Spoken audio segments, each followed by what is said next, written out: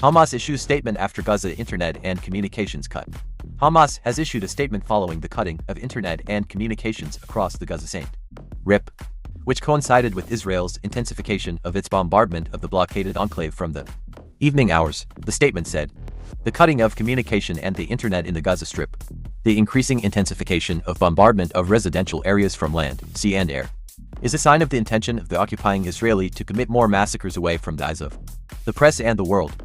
It was also stated that all responsibility for the horrific massacres and their repercussions lies in Israel and Washington and other Western capitals that support it.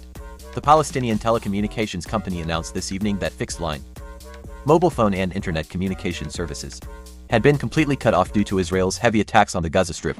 The company said in a written statement, "The intense bombardment in the past hour has destroyed all international channels linking Gaza to the outside world." The Israeli army also launched airstrikes on the Gaza Strip with dozens of warplanes. It was reported that 1,400 Israelis, including 310 soldiers, were killed and 5,132 were injured in the attacks from Gaza. The Palestinian Health Ministry in Gaza announced that the number of people killed in Israel's attacks on Gaza has risen to 7,326, including 338 children, 1,726 women and 414 elderly, and that 18,967 people were also injured.